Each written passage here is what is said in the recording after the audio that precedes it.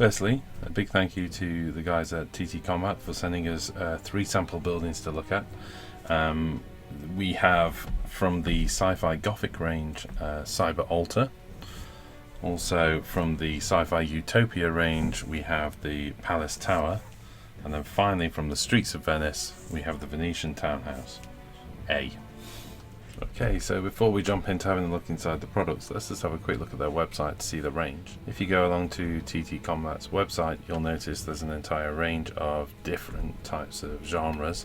Anything from city streets, Eastern empires, fantasy realms, industrial hives, Streets of Venice. So as you can see, there's a full comprehensive range. I'm going to start with SyFi Gothic range because we're going to be taking a look at the Cyber Altar. And as you can see, there's quite an extensive range of this. Anybody who's been following us on Facebook will know that I actually worked on the entire table of Necron stuff for my brother actually. So check out the Facebook group if you want to see what some of this stuff looks like painted. I was pretty impressed with it, I have to say, but you know, that's before we even get into the box and look at this review copy. The Cyber Altar is from TTCombat's SyFi Gothic range, and just having a quick look through the website here, you can see there's quite a lot of stuff from sort of Macarian barrels to Gothic ruined towers, you know, even stuff like space elves, etc. So there's a pretty comprehensive range for the 40k player. You know, obviously it's no mistake that some of this stuff looks remarkably like Necron and Eldar. And the Imperial Gothic stuff as well, but check out the website if you want to see more of the range. But as I've said, today we are going to be focusing on the Cyber Altar.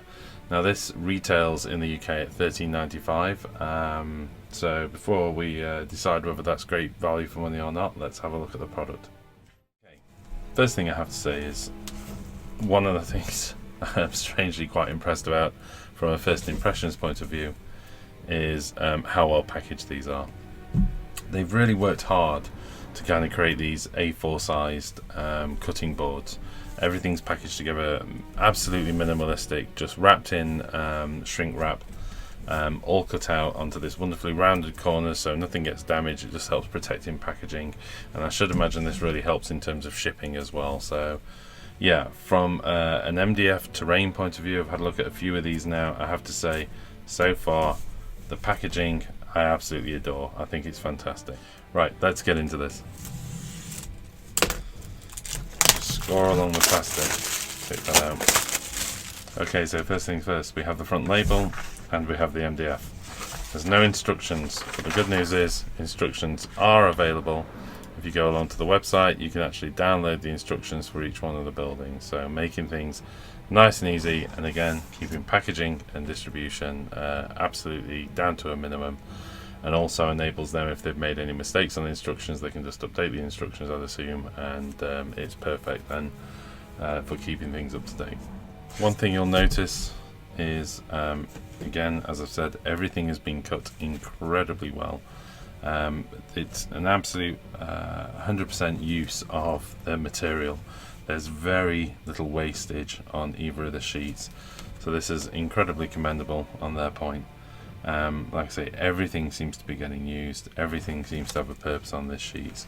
Very little wastage. It's a winner from me. Next thing to look at really is the level of detail. I think, you know, when you actually look at these, all the little runes that are going to be burnt in, and I know from experience, even when you paint these, all of that detail still shows, and a little bit of a dry brush catches all the edges of those as well, so if you really want them to stand out. Yeah, super impressed. Okay, let's have a look at the individual sheets. From here, I think we can see this is essentially the sides of the top of the Cyber Altar there, or the mid-tier of the Cyber Altar, should I say. We've also got some of these detail pieces which mount on the corner. Looking at the next sheet, lots and lots of small pieces. Some of this stuff is falling out, but that's okay, that's brilliant. Means I don't have to work too hard to get them out. That I think is definitely the cube at the top, and again lots of other detail pieces. Now we've got some of the stuff that's involved in construction, and as you can see, really this is ideal because it's just popping out for me.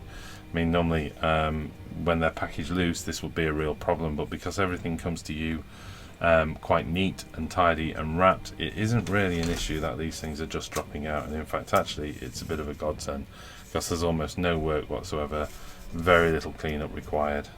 to be able to get these up and running. Here we can see the top of the mid-tier of the Cyber Altar, and again, they've not really skimped on any detail. Everything you see here, there's plenty of little bits of detail drilled into it, and the only thing that kind of lacks detail is these inner support pieces, which, by the way, what an absolutely brilliant idea. Again, I know from experience, it makes these very solid. They're not just hollow boxes, they have internal support pieces which really add a lot of strength to the model. So if I was to just take this for example and show you how that works, simply offsetting them like that, putting in this final piece,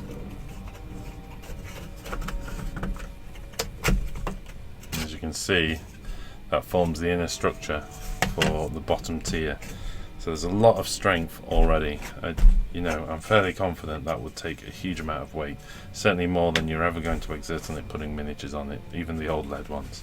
We have the bottom tier of the Cyber Altar. Obviously there's some detail here in front. The rest of it is obscure, but that's okay because that's where the second tier fits on top. And then finally we have the panels to the bottom tier. So this will be the long lengths down the sides, the short lengths, and again one more piece to the cube. Like I say, there's 6 of 6 pieces. Each one of the boards are marked up. 4 of 6. This is 5 of 6, 2 of 6 rather. Again, really useful, really straightforward. I think the best thing to do with this is I'm going to get it built so you can have a look at it. We'll get it painted up as well. But in the meantime, first impressions are very strong indeed. Lots of detail, lots of thought gone into its construction. Clean laser cuts, absolutely spot on clean laser cuts, very little sort of tabs or anything holding it on, which just enables it to easily pop out, look, with no trouble at all.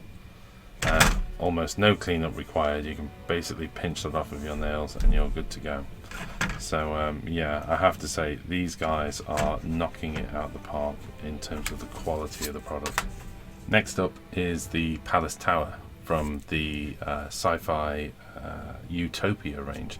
So I think this is aimed more at sort of infinity gamers and stuff, but I do think it sits quite well with some of the tower aesthetic as well. So again, quickly having a look through the website, as you can see, this is a pretty comprehensive range.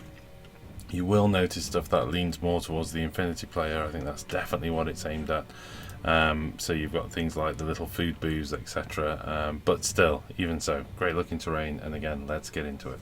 I noticed actually when I looked at the website, this is called the Sandstorm Palace Tower, but as the label's concerned, it's the Palace Tower. But if you're interested in one of these, make sure you look up the Sandstorm Palace Tower. This one's a little bit thinner than the Cyber Altar. I think there's probably 1 sheet less in there. It looks like there's 4. Oh, actually 2 sheets less in there. So this is just 4 sheets of A4 sized MDF. Still looks pretty complicated. Still looks interesting. So again, let's have a look inside, see how this is laid out. Okay, so as before, we had the label, which is good. If we want the instructions, don't forget that the full instructions are just available to us on the website. This is interesting. This is a very thin piece of MDF, and clearly, even sure it's MDF, it might actually be cardboard, but it feels pretty tough for MDF, but pretty tough for cardboard rather. So either that or it's very, very thin MDF, 1mm MDF. Clearly, that's meant to curve and form the roof of the tower. So I'm not going to mess with that for now. Right, okay, again, as we've seen before, real jam-packed sheet of MDF, very little wastage. I've got to commend them for that, I have to say.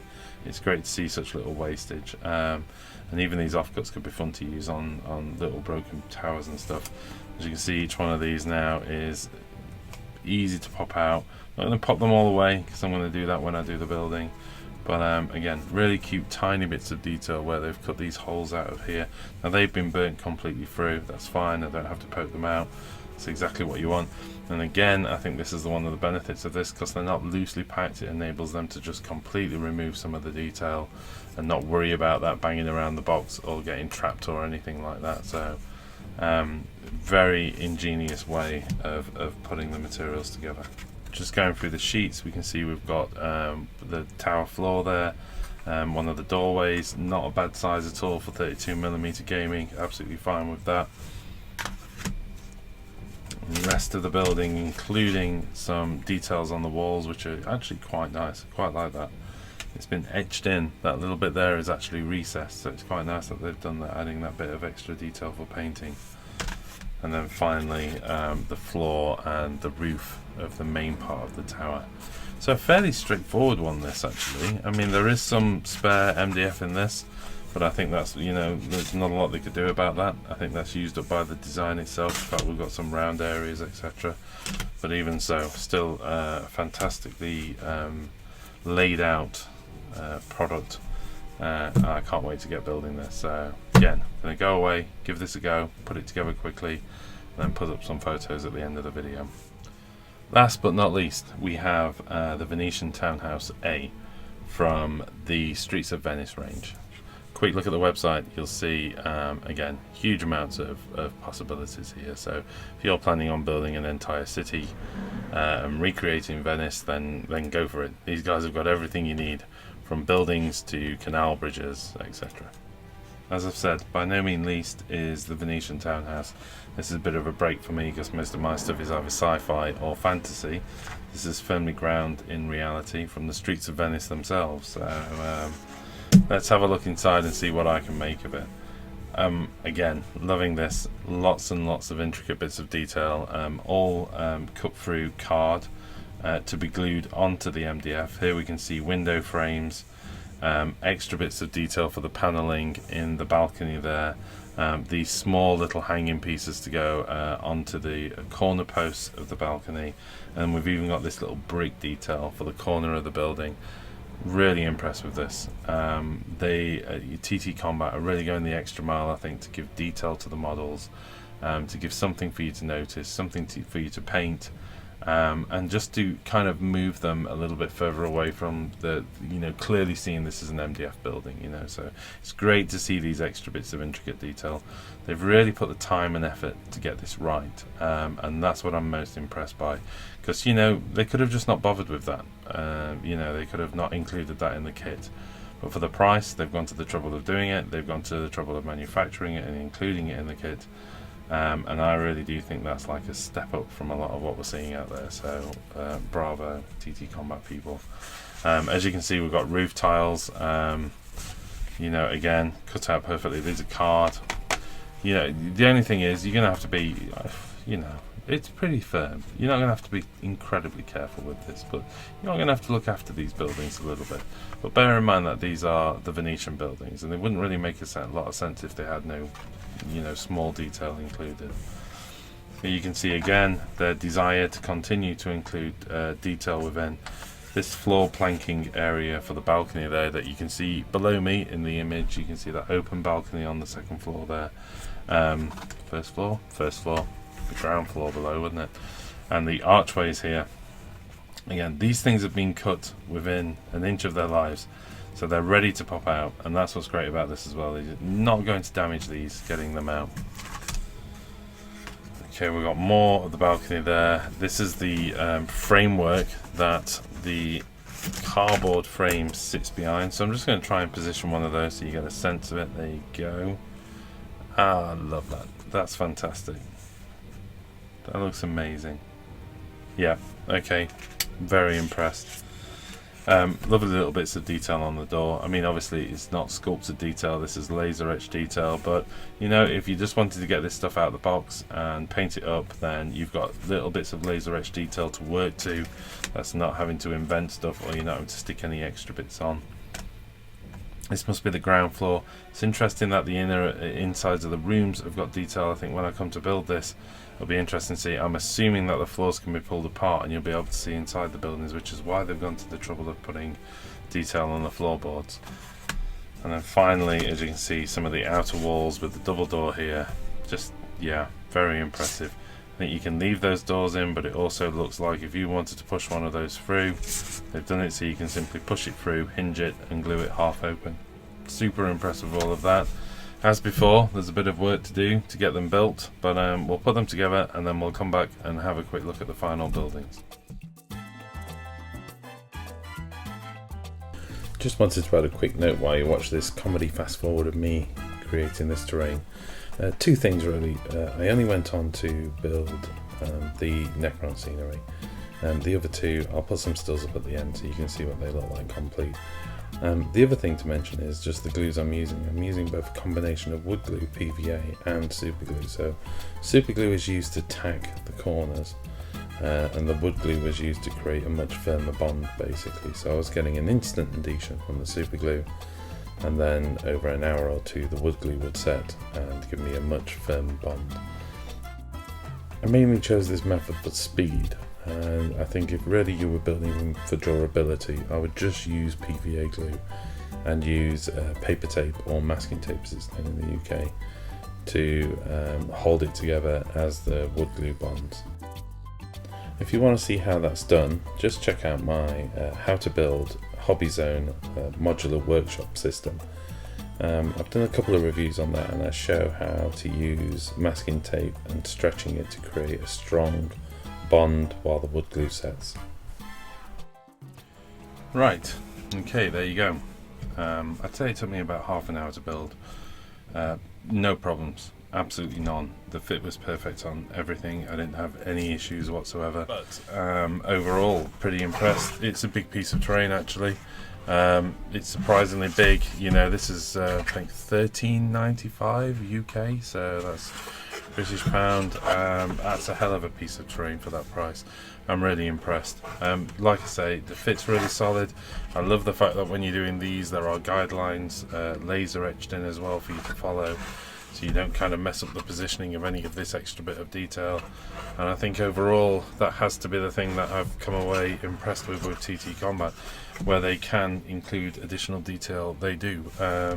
Either that's extra little bits that you can plug on, like, you know, these little sort of ventral pieces here, they're just fantastic, and they could have easily designed the terrain without it, but they've taken the time to sort of cut those out and integrate them into the design, and it just adds that extra layer of detail, which gives it that sort of better presence on the tabletop.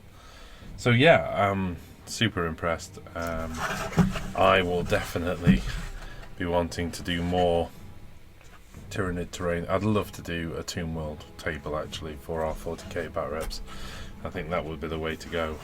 I know that my brother's got a huge stack of this stuff as well, so hey to my brother out there.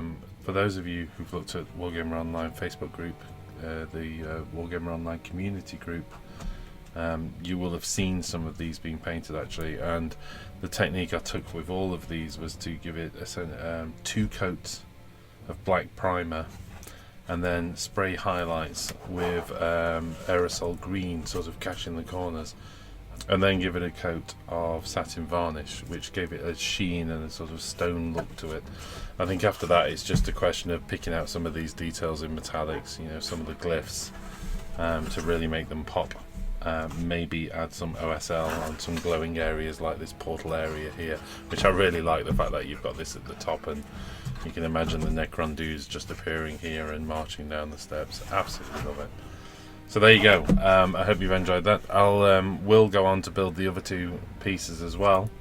It's going to take me a little bit of time, so and I want to get this review out. It certainly gives you a sense of the products. Keep an eye out on the community forum group as well as we build those, so you can see how they turn out, but I have no doubt they're going to be absolutely fine. If you haven't already, check out TTCombat's website. Absolutely amazing, great range of products, really competitively priced and working at a level of detail that you don't see that often, so well done to all those guys. Alright, thanks a lot. Hope you've enjoyed it. If you've got any questions, for TTCombat, pop them in the below. If you've got any questions for us, pop them in the comments below. Thank you very much for tuning in. Hope you've enjoyed it. Don't forget to like and subscribe, and we'll see you again soon. Bye.